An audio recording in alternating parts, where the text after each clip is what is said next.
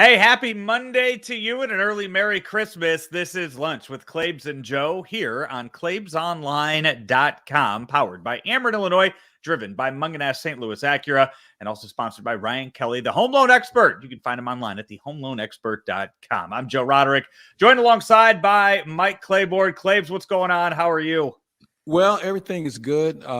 As I was telling you beforehand, I'm in the process of moving, and moving is never fun for a lot of different reasons. But other than that, life is good. We had some interesting sporting events that took place over the weekend, and an interesting time once again in our society where COVID is having an impact on sporting events. So we'll talk a little bit about that. But other than that, all is good.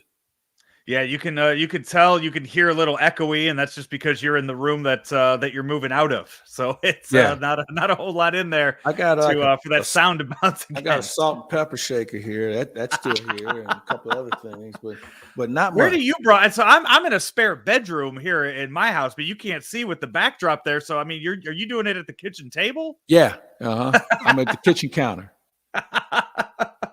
Well, as we yeah, like I said, Christmas week here, everything to talk about. And I guess, I mean, we might as well. I heard you on with Frank, and you guys were talking about all the latest with the COVID protocols, and it's affecting all three sports that are going on right now in football and the NFL and the NHL and basketball. And we've seen it here locally affect the Blues before the outbreak started to happen. And the NHL is probably the most fascinating to me of the three sports because they have so many teams in Canada that it is affecting.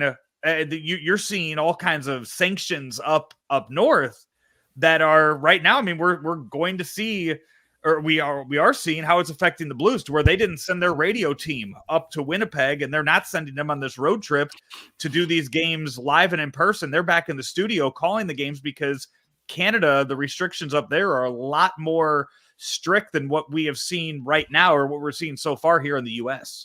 Yeah, it's a really interesting time, and we're almost going back to pre-bubble or post-bubble era in Canada. And they're taking it a little bit more serious than we are here in the States as far as they're not letting it spread. Obviously, they've got a smaller population, but it's one of those situations now where they probably ought to put it on pause and let this cycle go through. Okay. I think the other thing they have to do is, if they know people have been triple vaxxed, with the 2 shots and the booster, and they're asymptomatic, maybe they get a little bit more leeway, or maybe the downtime isn't as prevalent as it is for people who are unvaccinated. And I think maybe that's something they got to take a longer look at, and really probably also review the whole testing procedure in making sure that it's accurate. And now that we have enough data to know what the next step could be, how they handle it from there. So I think there's a lot of hand wringing going on right now in a lot of boardrooms amongst commissioners and health associates that have to come up with maybe a system on how they can keep this thing going on the fly. Because just when they were starting to make a little bit more money and things were starting to come back to normal, this pops up. But I think we're better prepared in how to deal with it compared to, let's say, a year and a half ago. And you mentioned the booster shot and the players, the athletes that have gotten that, and we've seen already the NFL has kind of changed their protocol on it. So we have to look at this differently, just from a state level to what we're seeing in professional sports right now, because the rules for the professional sports are going to be different than something you might face over in St. Louis, or I might end up facing over here in Illinois, as far as shutdowns go or restrictions to things. Because so often, I mean, we were told all this time, get vaccinated and you'll be able to do this. Now it's get the booster, you'll be able to do this. Wear a mask, you can go and you can do this. And I don't think you're wanting to see it, not to make it too political, but you're not going to want to see these government officials go back and go, hey, you know what, even though you got the 3 shots and you're wearing a mask, now you can't do this anymore, because that kind of goes against everything they were saying. And the political game is going to be played here, but also the science behind it too, where you see the numbers and how the effect of some of the numbers with the sickness, the deaths, the hospitalization of people when they get the booster, how far down it is from those that have nothing so far, that it's going to be a weird balance that we're going to see over the next few weeks of how this thing is handled all over the country. Yeah, you're right. And there's so many tentacles to this that we have to come to grips with. And, for all the people who are vaccinated, obviously the impact isn't as severe as it is for those who aren't vaccinated. And the bottom line is those who aren't, they got to make a decision here, because, we've seen too many times where people who aren't vaccinated find themselves in dire condition in the hospital asking for the shot. Well, that's too late, because you had some other reason on why you felt you didn't want it and you didn't need it. And now that you have it, we're all paying for it. So we got to come to grips with, this is best for everyone, not just you. And, we got to, I don't know how we get these people that get their attention about the severity of this. And I mean, we've done everything. I mean, they promoted it and they talked about it, but because it comes from one political party opposed to the other, there seems to be a disconnect. And you know what? We're fooling with a lot of lives here. We're fooling with health. We're fooling with people who may not die, but may have some other underlying issues that may be with them for the rest of their lives. And that's where we have to get people to understand. This is not about just getting the virus and dying. This is about maybe not being able to do things you've been accustomed to doing all your life that you can't do anymore, like walk up a set of stairs. And you're talking about just normal people like you and me in day-to-day life and how that's affected. But then to the sports aspect of things, we are talking about top-tier professional athletes who are in the best shape of their lives. And when it comes to how COVID is affecting those individuals that are in peak physical condition, that have been vaccinated, this is where the discussion comes up about what to do with them in these sports, because now we have seen this huge outbreak of positive cases in all three sports that are going on right now. You're seeing NBA teams that can't dress 8 guys within their entire system and having to postpone games. And you've already seen the NFL have to push back 1 game from Sunday to Monday and 2 games from Sunday to Tuesday this week in the NFL, or I guess Saturday to Monday and then Sunday to Tuesday. And you've seen the NFL now kind of not so much reverse course, but just kind of stop testing if you're not symptomatic. And I think that speaks to the case of, okay, you know what? These are guys that are in top physical shape. If they're not experiencing any kind of symptoms, we're just going to stop testing them because these positive cases are coming out, and they just can't have that anymore, because they don't want to risk losing the money that they're making in these full stadiums. Well, here's what I think we also have to take into account. Even though they're top conditioned athletes, we don't know what the underlying issues may come with other than them being flat on their back. So I think we should remain in a testing mode, because we can gain more information. And we have enough people who are in this category, then we know how we can deal with this down the road. So I think they should be tested. But again, I think they should also be put in a different category opposed to those who aren't being tested or who aren't taking the shot. And again, like you said, if they're asymptomatic and they don't have any issues, that's fine. We just want we want it on the record that this is a person that we continue to test, and we all know what the ramifications can be. And you can still play. If you feel like you're playing and you don't feel any ill effects, then fine. And I think that we also, if we're going to do that, have a certain list of things to follow, a guideline to follow. If this happens or this happens or that happens, then now we got to put you on the shelf for a little bit. And that's the biggest issue with this, about not testing people with symptoms. So who's in charge of finding out if they have symptoms? I mean, if a guy coughs, are we going to say that that's a symptom, or are we expecting these players to come forth with that? Because these players wouldn't come. Yeah, No, these you're right. players won't come forth with, when their head's ringing and they have a brain injury, they're not going to come forward if they have a runny nose and can't taste their food. I mean, if they're going to play, if they can physically play, they're going to go out there and do whatever they can Yeah. to do that. So sitting here and saying that, as you mentioned, having a list in front of you of what that involves is very necessary for this, because you can't trust players to tell you that they're feeling something. Yeah, no, I agree. Now, how we put that list together, I don't know. That's for people smarter than me. But I think that there needs to be some sort of legitimate documentation that we can use to monitor how things are going to progress down the road for people. So, it's what we do. It's who we are. It's how we live, and how we come up with a way to be better prepared is something I think we're still working at. But the current plan, because this is all new, is something that's going to have to be tweaked. Plain and simple, we got to tweak it. You're gonna have players snitching on each other in the middle of a game about who sneezed if you're doing something like that, just to get guys off the field. If you have a list of Well, symptoms. I think again we got to come up with the criteria on what this is going to look like. But the testing isn't going away. Okay, it's not going to go away. Because if you start doing that for athletes, then it's going to be too prevalent where we can't narrow this down. We can't put ourselves in a position to try and head this thing off at the pass.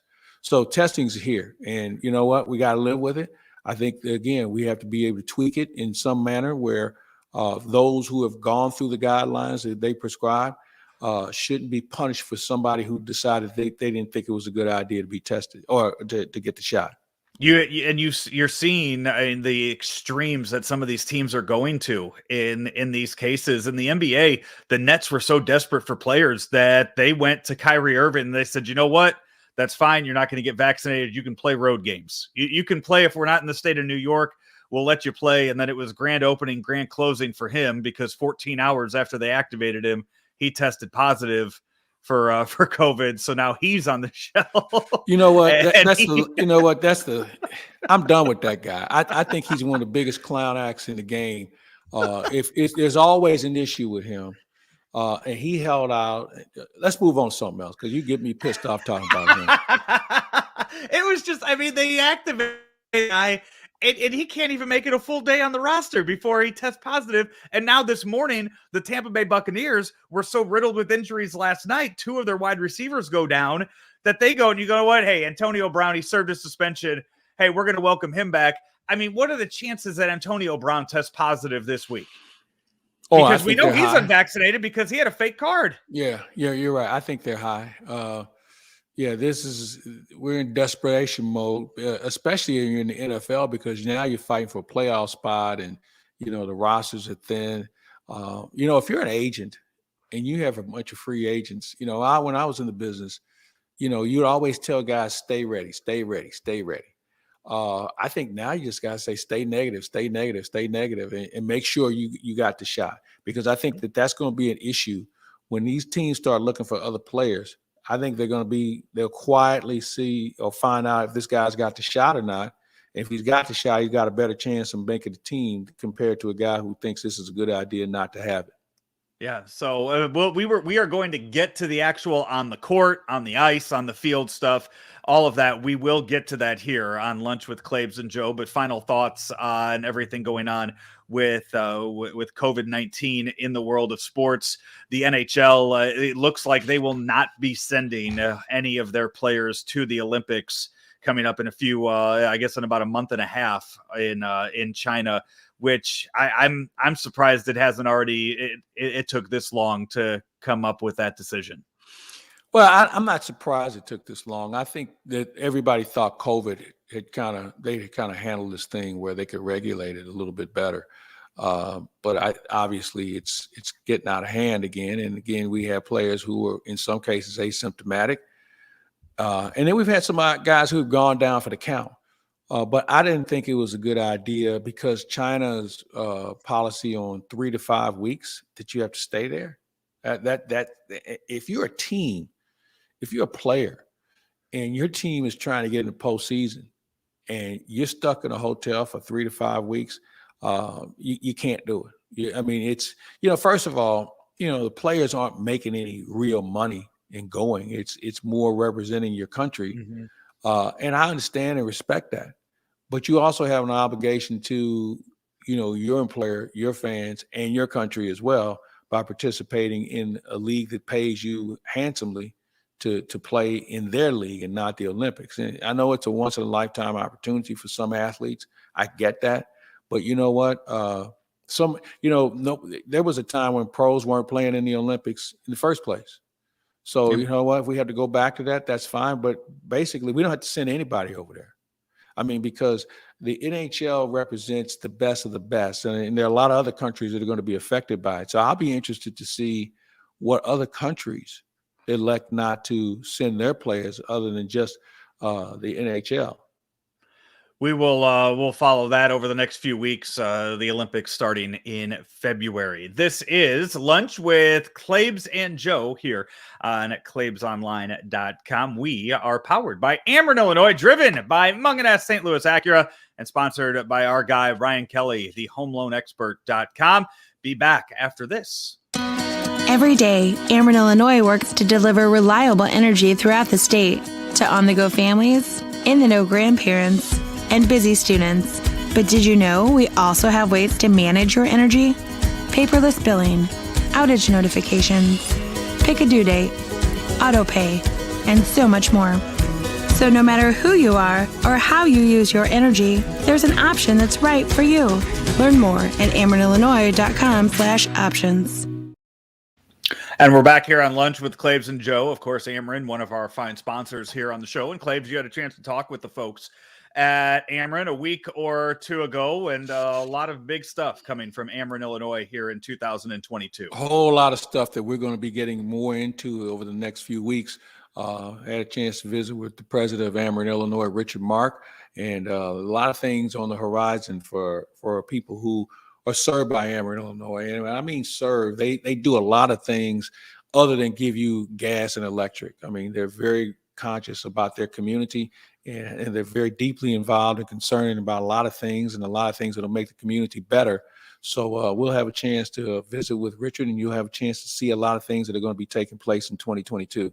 We spent the first 15 minutes of the show talking a lot about the latest with COVID-19 in all of the leagues, but there were still games to be played this weekend, and still 4 more in the NFL, 2 today and 2 tomorrow. Claibs, week 15 provided us with a lot of injuries. Sorry about that, and a few upsets on the on the docket yesterday. The Lions beating the Cardinals, and you have to call it an upset last night, even though the Saints are potentially a playoff team this year. You still call it an upset because of just how dominant they were defensively against Tom Brady and the Buccaneers. Well, I think the upset is it was a shutout. I mean, Tom Brady's gone over 200 games without a shutout. I think that's the bigger story here. And I don't know whether it's a template on how you stop Tampa down the road, but it was certainly something we weren't accustomed to seeing. But, Joe, I think the other thing that comes into play, you talk about upsets and some of the other things that took place. I think we're seeing the telling effect of obviously COVID and the loss of opportunities for certain players and other guys having to move up and do more. But I also think you're seeing the remnants of what a 17-game schedule can take its toll on people. And while we're not at week 17, it's been heightened even more. There are a lot of things that are wrong with this season. You're not going to have 14 padded practices during the course of the year in a 17-week season. So that means you're not doing things that you do on Sunday or Saturday or Monday. There are a lot of other things that go into play as far as the skill level. There aren't enough good players to go around. I mean, I know people love football, but there's only a handful of people who can actually play at the pro level. And we're starting to see that with guys who are having to come in and play because of injury or illness or lack of skill. And there just aren't enough good players. They don't get enough time to practice this game in the manner that they need to be in order to be an effective player. due to all the injuries that we've seen in the NFL this season and all of the players inactive due to positive tests this week, Claibs, can you tell me who the leading rusher was in all of yesterday's games? Young man from that was Saturday. I was going to say Taylor from Indianapolis. I couldn't tell you. Craig Reynolds. I used to work with a guy named Craig Reynolds. It ain't him, that's for sure. The Detroit Lions running back that they activated for the game yesterday, he rushed for 112 yards, beating out a guy by the name of Jeff Wilson. He had 110 yards. Now, I didn't work with him. I think I worked with a guy named Jeff Wilson before, so but it wasn't him either. 110 yards. I couldn't tell you what team Jeff Wilson is on, but I bet you couldn't tell me what school he went to before he got to the NFL. Claibs, he could be standing there in your empty apartment right now, and I wouldn't know that it was Jeff Wilson. So I think he's a mover. You wouldn't know. That's where I know it from. He's a mover. Yeah, come on in, Joe. So that's what we had. And yesterday, for a lot of leagues, yesterday was the first week of fantasy football playoffs. So you're going into your fantasy football playoffs needing a huge win. And you got guys like Craig. I would love to have know a person that had to go against Craig Reynolds and Jeff Wilson yesterday, and they're sitting there cussing out their opponent for picking up those two on the waiver wire. But you know what? Nobody would have picked those guys up. There were people desperate enough. Clay, the people that I had to pick up this past week, because I'm going through and looking at who's on my roster. I had my fingers crossed yesterday that Robinson from the Jacksonville Jaguars, that they put him back, James Robinson, that they put him back in the mix now that Urban Meyer's out of the equation. I was hoping that he was a factor again, and he scored a touchdown for him, so I got lucky yesterday. But there were a lot of teams that were really hurt yesterday going into the fantasy football playoffs. No, you're right. They were. By the way, how are you doing in your fantasy league? I should win my league, the big money league that I'm in. I should win because I went against a guy this weekend who had Michael Pittman, who got ejected, Leonard Fournette, who got injured, and then his two quarterbacks were Taysom Hill and Tom Brady, who put up near goose eggs yesterday. So I got very, very lucky in my matchup. How are we doing in the standings? So I can't put the standings up just yet because one of the games that we had picked was the Raiders at Browns, which is going to be later on today. But I can tell you, Claibs, that you, Andy are so far 3-0 in our picks so far. Colts, Patriots, Steelers, Titans, and Bengals, Broncos were the three other games we had on the schedule this weekend, which means Brian Hoffman has not gotten any of those right. Claibs, there's a very good chance that you will be in first place all by yourself, unless if the Raiders beat the Browns later today, you and I will be tied at the top of the standings for the picks. Enjoy that spot at the top while you can. That's all I'm gonna say. So that's what we had. And then, hey, you know what? Starting this week, we're going to start adding some bowl games back into the mix, and we're going to add a few more college games there based on how close some of those games are. So, of the speaking games of bowl games, we'll get into that. We will get. I want to stay in the NFL just for a bit. I want to talk just quickly about the injuries before we talk about the playoff picture. Did you see yesterday in the Panthers game, their kicker, Zane Gonzalez, hurt himself, pulled his hamstring before the game, was unable to kick. Did you see the video of the open tryouts that Matt Rule allowed? He just said, you know what? Hey, our kicker's out. He went to his team, went to the other 50 guys, and he said, hey, anybody who wants to try to kick, line up. We're putting the ball at the 20. You can try to kick a field goal, and we're going to see how it goes. And it went about as you would imagine, watching these athletes go and try to kick a field goal. Well, let me ask you something. Don't you go to the punter first and ask him? I think it's a situation where, I mean, you have a lot of punters who might not have kicked since high school and don't know how to anymore. Well, so you have to hope that you have and some of these guys, and Claibs, you remember, I mean, it was the same for when you were in high school as I was in high school, that the kicker, a lot of times, the guy on kickoffs, unless you took somebody from the soccer team, was one of your best athletes that, you know what, they teed it up and they they just went out there and they were able to kick an extra point, and that's all you asked them to do. Yeah. I played in an era where you had to be able to do more than kick. So, I find it just baffling that you don't have a guy that's close by, or you have a backup kicker. You have a guy on your roster. And you know what? When you fill out the form and positions you play, whatever, I'm going to find somebody who also kicked. I'm going to find somebody who's also kicked. But you know what? I remember when I was in high school, Sumner High School, one of the great high school programs in St. Louis, had a tough time. It was an inner city school. It still is. It's the oldest high school west of Mississippi. They had they couldn't find a kicker, so they went for two all the time. They had multiple plays they would use. So in this day and age of the NFL, you know what? Guess what, boys? We're going to be going for two a little bit more if that's the case. So I'm not sure. The rule thing, that's interesting that he would try that. Hey, man, what about your offense? How about trying to go for two? But then again, I guess that's what they ended up doing. I mean, that's what they ended up doing. I guess the other thing is this, maybe you're in field goal position.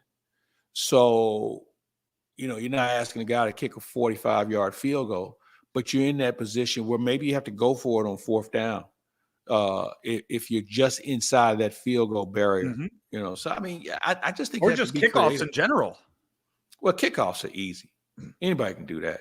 Hey, go watch the video of the tryouts, and you'll see. I remember our team, Alton High, and back in high school, they went with somebody. They grabbed somebody off the soccer team. And that's what we did. Yeah. You want to come kick, and you know what? Those guys were putting it through at 50 yards back in high school, because they, that's. But if the soccer team had a game on Friday nights, you were screwed. Well, I remember when I was in high school, a guy named Rick Riley, who was a really good soccer player, but he was also our center, who was our kicker, and he was pretty accurate. Well, wait a minute, he missed one against CBC. That I'm still a little pissed off about. Not at him, but just the fact we lost to him. It was the only time we played him because they were. That's another story for another day. But point being, they ducking you like Penny Hardaway in college hoops. Kind of, sort of. It's kind of, sort of. But bottom line is, we wasted too much time on this. Let's move on. So here we go. We have 4 games left on the schedule. This afternoon, it's Browns and Raiders. Then tonight, it's Vikings Bears. No Manning cast tonight. So if you watch it, you got to watch the actual broadcast of it. Well, the Browns head coach is now out. Yeah. Stefanski's he's now the protocol. And then it's Seahawks Rams tomorrow. Washington against the Eagles also tomorrow. Both of those games starting at 6:00. None of those teams, of those teams I just mentioned, none of those teams, I guess the Rams are the best of all of those. Tell me who is the best team in the AFC and the NFC right now. Kansas City. You're back on Kansas City now. No, I never got off of them. That was Frank that got off of them. Okay. I never got off of them. I thought they had problems with their offensive line because they had 5 new guys working together and they had some injuries up front. They've kind of got that figured out. Their running game is better with Solaire, who's healthier than he's ever been. That's the reason why I always felt Kansas City, if they can get some help, they'd be all right. NFC is a little bit of a different animal, and I'm not sure if there's one team that truly stands out. You could have said Tampa until last night. Dallas finds a way to win, but they don't look as sharp offensively. Their defense is playing really well. Probably one of those 2 teams. Do you have a favorite? In the NFC, it's Green Bay, especially if Green Bay is the 1 seed. If Green Bay is the 1 seed, I know that Aaron Rodgers hasn't been perfect in the playoffs at Lambeau Field. But still, you're asking a team to go through Lambeau Field, and you have to win at Lambeau. Overrated. I think that's overrated. I really think that's more of a fan issue because we make Lambeau Field feel like they've got 15 guys on the field against you. It's not. We've seen good teams go in there and beat Green Bay. So I think that's more of a stigma that fans have created. players play, man. They don't care where they play at. And if they're ready to go, and as I mentioned, they've gone in there and beat Green Bay. And I don't think people are as intimidated. If you play this game and you got a good staff, you're not worried about Lambeau. I do think, I mean, Tampa, it's a case like last year. You remember Tampa lost a late season game last year. Tom Brady got upset and they didn't lose the rest of the year. They went on a winning streak. We'll see if that sparks them tomorrow. Out of the AFC. I do agree that Kansas City is my pick there. I know everybody was high on the Patriots for a while. They have a rookie quarterback. That counts against them so much, having a rookie quarterback going into the postseason. Outside of that, the only other one I could see being dangerous is Indianapolis with Jonathan Taylor back there with the defense that they play and having the run game. We've seen it too many times that's the formula to win in the playoffs. They're going to have to do a lot of it on the road unless they can jump Tennessee in the standings. But that's going to be a tough team to beat in the playoffs. Let me take you back to something you just said about New England, rookie quarterback. You do remember he did play at the University of Alabama. So the hype and all the things that he's been introduced to is something he's accustomed to at this point. So I don't put him in a category where if he was a rookie quarterback from East Toenail Wesleyan, I'll give you a good example, like a Tony Romo, a guy who comes out of a small school, and all of a sudden, you have the deer in the headlight look. He's seen a lot. He's seen a lot in college. He's seeing a new look every weekend. I think the way the Patriots have handled him has been an incredible run. And by the way, speaking of run, they don't really have what you call a dominating running game. Mm-mm. They don't really have what you call exceptional receivers. They just get it done, man. They got good defense, and they keep it simple offensively. And don't think that they haven't been preparing him for every kind of blitz imaginable, trying to get in his kid's head. So I give them credit because from a coaching standpoint, you can't argue with what they've been able to do and how they kept this kid ready to go every week. I think Tampa's harder to play in than Green Bay, and here's why. I think the weather, you can go down to Tampa late in the year and get gassed physically. I mean, you're not used to the weather, and the humidity and everything else that comes with it can gas a guy before he knows it. I think that's a harder place to play than I would think Green Bay. Now, granted, the weather in Green Bay can be challenging as well, but I just think overall the physical wearing down probably has more to do with Tampa than it would be in Green Bay. I love that we are in week 15 of the season, 18 weeks overall, so 3 weeks left to go, and there is one team that has clinched a playoff spot so far. That speaks to the parity in the NFL this year, and I think that's great for the competition. Not great for bettors. The parity is they're all bad, but it's fun. Parity is they're all bad teams.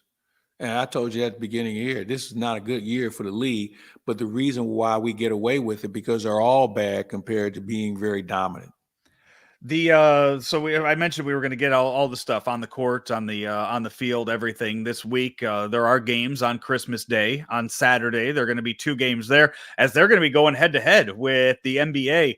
And hopefully all 5 of those NBA games are going to go on as scheduled on Christmas Day. It's kind of the national spotlight day for the NBA to have those games on Christmas Day. You were making a tour around the country last week going to watch NBA games. So you've seen a few of the teams that we're going to see coming up this weekend.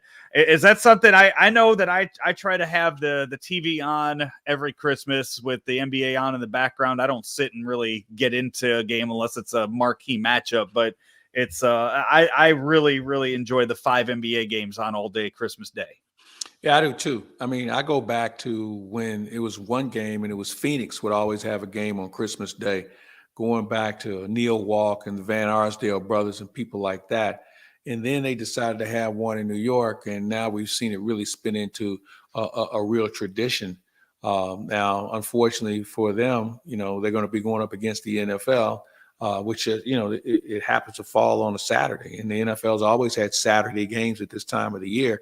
So I'm looking forward to it. I think what it does, and this is where marketing comes into play. This is when you unveil your new hot commercials. I think it's probably as big of a day from an advertising standpoint as we'll see, with the exception of the Super Bowl, as far as getting people who are going to have eyes on TV and being creative. And remember, NBA trends to a younger crowd. NFL is just a notch above that. So they're targeting, they're going after their real core customers. It's not like baseball, who hasn't figured it out yet as far as how they want to market a different crowd. They're trying, but they're just a little bit behind. The NHL has done a better job at it as well. But I think what we'll see on Christmas Day between the NFL and the NBA will be something that we'll certainly keep an eye on. And I think it'll be quite intriguing in how they present themselves. The games in the middle of the day, that I guess noon or the afternoon game, that 3:00 game, that 7:00 game, those are the big ones. You get Celtics Bucks, the reigning champions in that one, but the big game, Warriors Suns. This has to be the best records that two teams have come in to a Christmas Day game with what you're seeing right now. Both sitting 24-6, 24-5. On the year, both just dominant teams, and you got to see a few Warriors games this past week. They are the real deal. They really are. I mean, and they're starting to get people back. And it's interesting. They were scheduled, I think it was yesterday. They sent 6 guys back to the state. I mean, sent them home.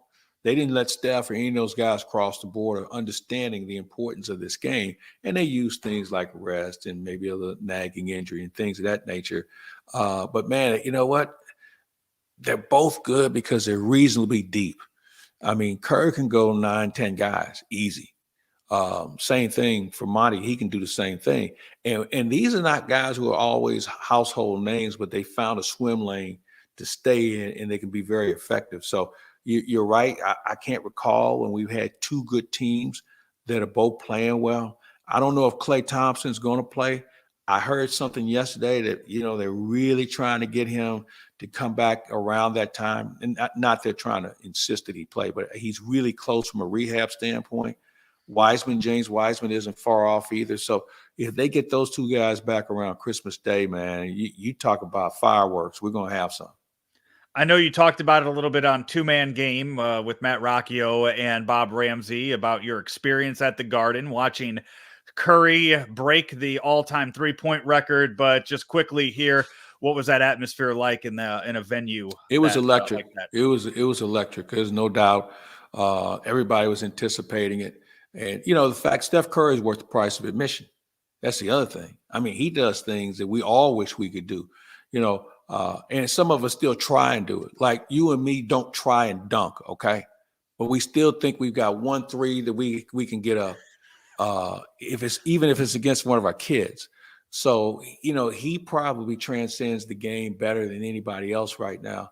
I know LeBron is one of the faces of the league, but LeBron is this hulking, superior athlete that does something that, 99% of the world can't do. Steph Curry is a guy who is in great physical shape. He's not 6'8", but you know what? He does something that a lot of people still continue to try and do. So he's probably more representative of the game and how it's played more than anyone else. Did you see the picture of Steph Curry talking to Myles Garrett before the game the other day? Yeah, I did. Myles Garrett, I mean, is seen as one of the biggest guys in the NFL.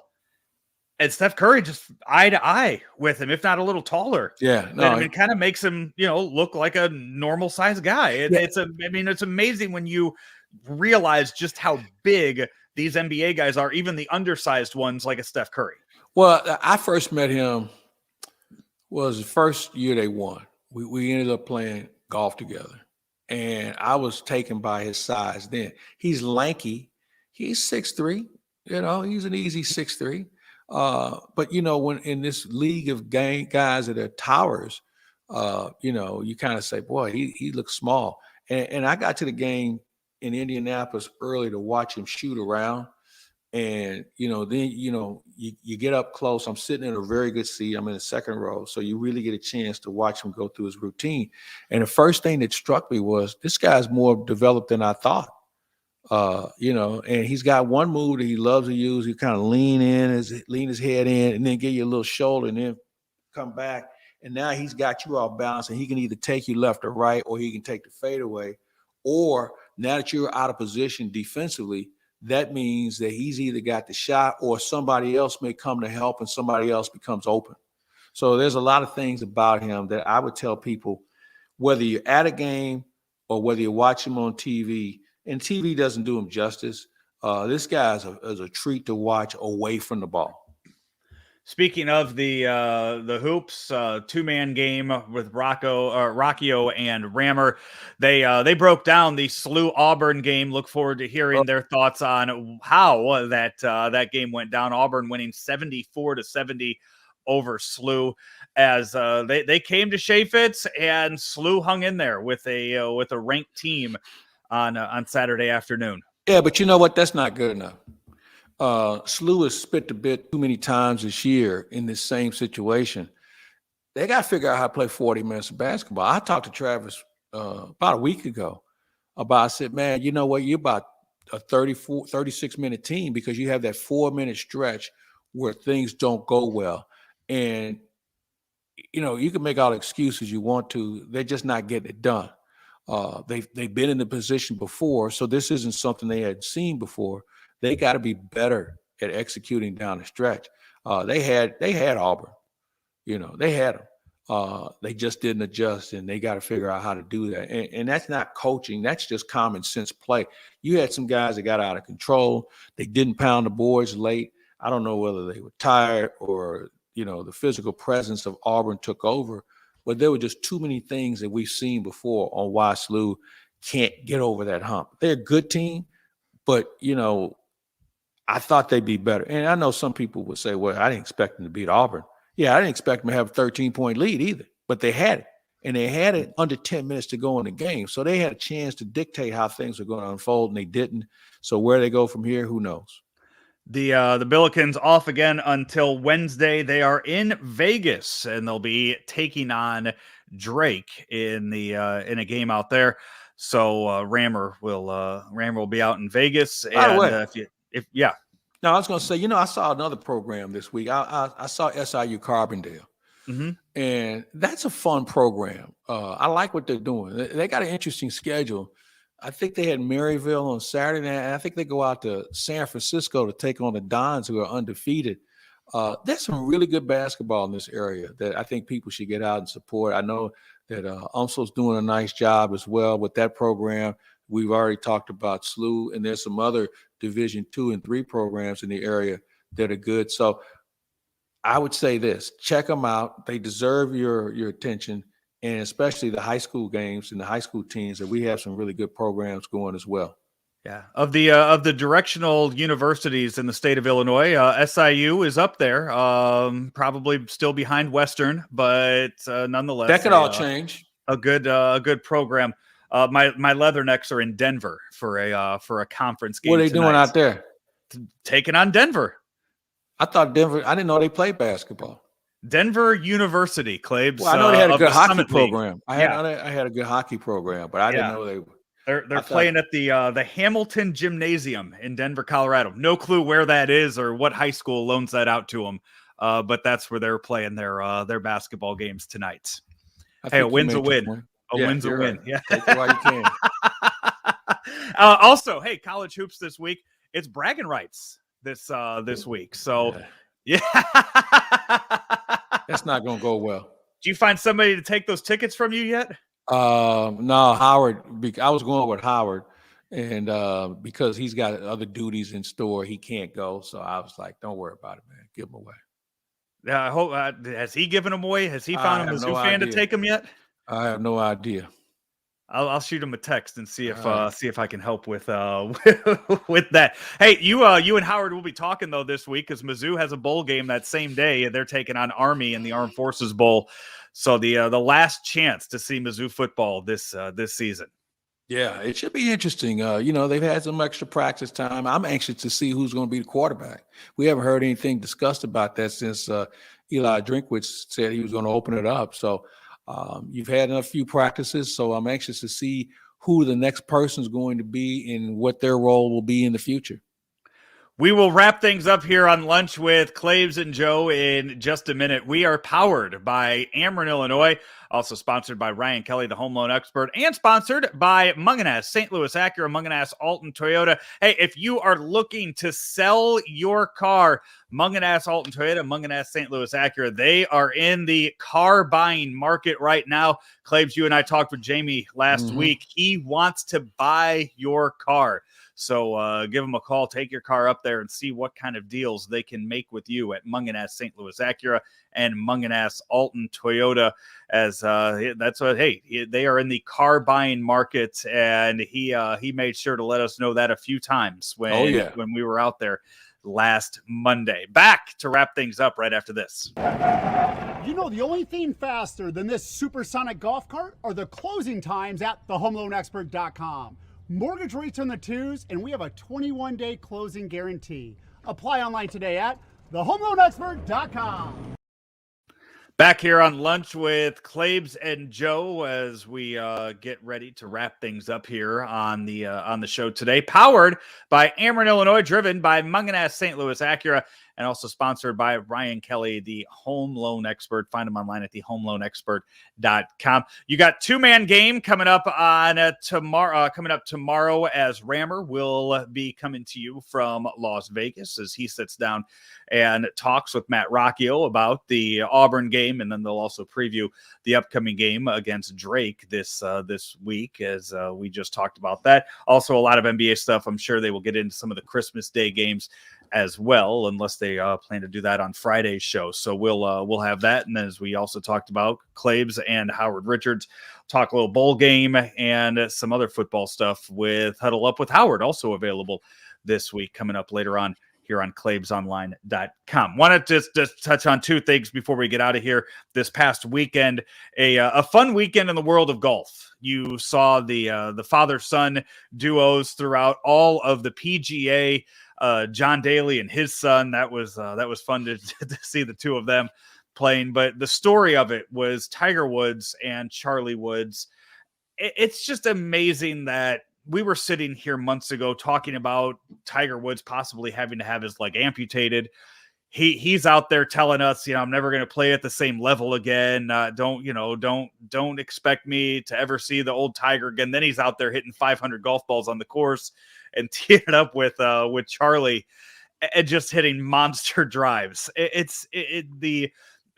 We are getting to see the greatest golfer that will ever live play, and at this point in his career, he's just out there having a lot of fun playing with his kid.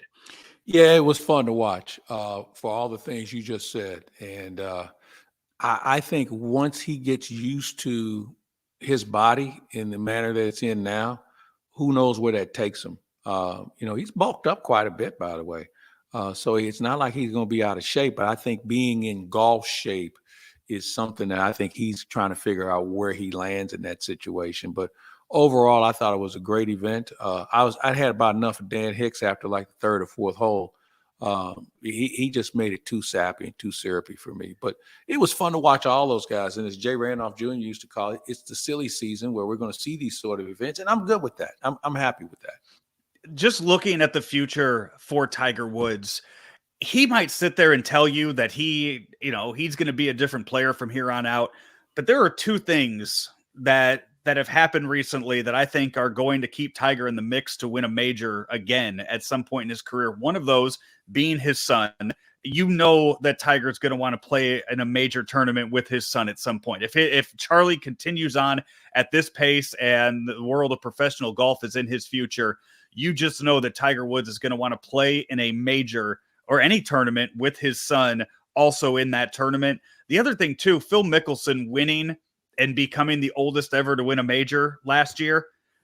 Tiger wants that at some point. When Tiger reaches that age, that Tiger wants that title too. I don't think it'll happen. Charlie's 11 years old. Let's say he starts playing at 20, 21. That's 10 years from now. And Tiger would be 55. I don't think you're going to see a 55-year-old winning on the major tour, especially with all the battle damage that he has on his body I think it's a nice idea. That doesn't mean they won't be able to play in some sort of event together. I don't think you'll ever see those two playing in a major. I mean, if we're still doing this website, Claibs, in 10 years from now, we'll look back on this and we'll pull this out of the archives and we'll see if we're you hold on to it. I'm confident in it. It's not that I don't want to see it.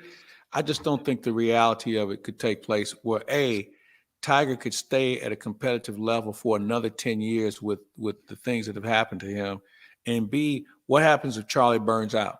Right. Flames out. Yeah. I mean, and that's what I'm saying. The kid's 11 years old. You don't know what's going to interest him later in life. It's just that Phil Mickelson won at 51. Tiger's going to want to, when he turns 51 or 52, Tiger's going to want to win a major just to say that he won. Well, he was older than Phil. Yeah, that's 6 years from now. So I think that there are a lot of things that have to happen. Would it be? It's a great story. I just don't think I don't think the moon and stars line up enough for it. Well, Claibs, I know something else that I'm sure that you watched intently this weekend was Jake Paul's most recent boxing match. This time going up against St. Louis's own Tyron Woodley and knocking him out. Tyron Woodley's had some tough scraps here.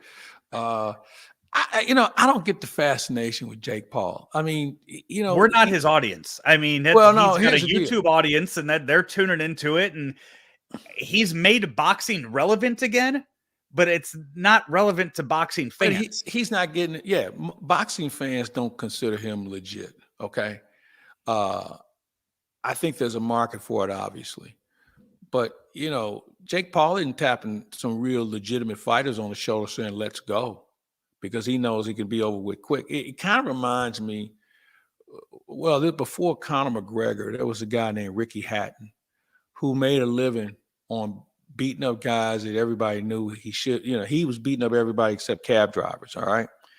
He beat a guy who was a great fighter. I think he's a Hall of Famer now, Costa Tszyu. Caught Costa Tszyu, hit him with a low blow, and then finished him. And then he decided to start chirping. And it might have been Floyd Mayweather. It might have been Mayweather. It was a really good fighter that he was chirping. And the next thing you know, he got in the ring with him and he got demolished. I mean, he had a lump growing off his head like a cartoon lump, never to be heard from again because he got out of the wrong line. And I think Jake Paul's a guy who can probably push this a little bit. I tell you who he reminds me of. I don't know if you remember Butterbean. You remember him, the fighter? Yeah. That's what it kind of reminds. It's kind of a gimmick. And then somebody said, let's get in the ring with a real fighter.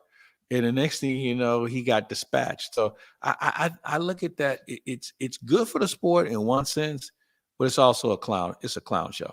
It's making somebody a lot of money. That's what it's doing. And on the undercard for that, you saw Frank Gore take on Darren Williams, the former U of I standout basketball player.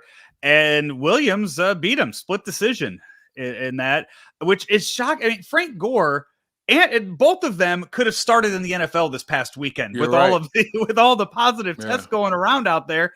Both of them could have went to their respected sports and been on the field or on the court starting, but they decided to box on Saturday night instead. I guess that's bigger than a game check.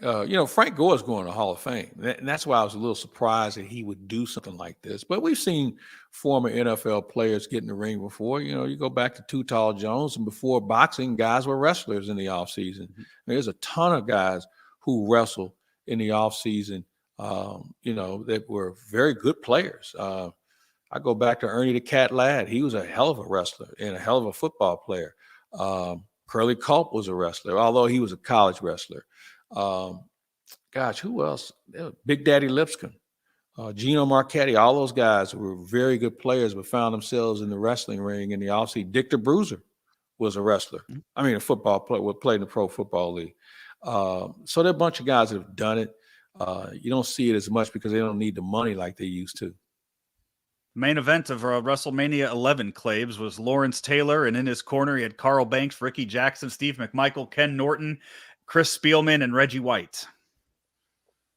I missed Football meets wrestling. WrestleMania 11. But go back and what are you up to now? What WrestleMania are we up to now? 37 or 38 right now. It's in Dallas. This year, yeah, Dallas. It's WrestleMania 38. That's the one. Well, wrestling has had a lot of interesting ideas, but that's the one that I've always admired because of the interest they can draw. And they trick it up a little bit with some names like you just mentioned that weren't necessarily wrestlers, but it's something that creates interest. And you know what? They obviously write out nice checks because I haven't seen many of the former athletes say no. It's unfortunately, Claibs, I'd invite you over for a WrestleMania party, but you're going to be in Pittsburgh for Cardinals and Pirates when that Opening one's day? taking place. It's opening weekend. Yeah, it's that Saturday, Sunday. I guess you'll be in. Yeah, you should be in Pittsburgh for that.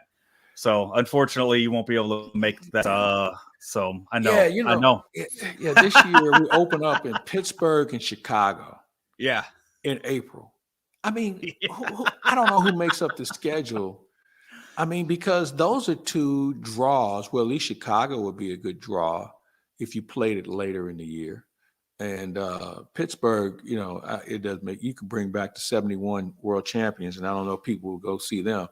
But bottom line is that the scheduling is a little flawed with regard to that. It is. Plenty of baseball stuff to talk about in the new year. Claibs, you have yourself a Merry Christmas, and hopefully you get all moved in by this weekend. So Man, I'm getting moved in by tomorrow. I'm doing this all by myself. I got one person that's helping me, and that's it. Well, my girlfriend helped. I don't want to exclude her. I was going to say, make sure you mention her. Make sure, you mention that she's helping with all that. So, but I'm talking about, muscle. Right. Yeah. I'm doing this on my own. All right. Sore as hell too. That's going to do it for us today here on Lunch with Claibs and Joe. Everybody have a Merry Christmas. We'll talk next week. Have a safe holiday, please, and have fun. And you know what? Get the shot so you can, well, it's too late for you to get the shot where it have an impact now. But my point being, just stay safe out there. We want to have you back. We have been powered by Ameren, Illinois, driven by Munganess St. Louis Acura, and sponsored by Ryan Kelly, the home loan expert. Find him online at thehomeloanexpert.com. Have a Merry Christmas. Talk to you next week. At St. Louis Acura, our customer-focused approach keeps earning us more inventory. As others increase their fees and take advantage of limited inventory, we keep our prices low because we remain committed to becoming better than ever and treating you as we want to be treated. We want you coming back and sending your friends and family to a veteran-owned, family-based business you can trust. Blessings for a wonderful holiday season and a prosperous new year from our families to yours. St. Louis Acura, better than ever for you.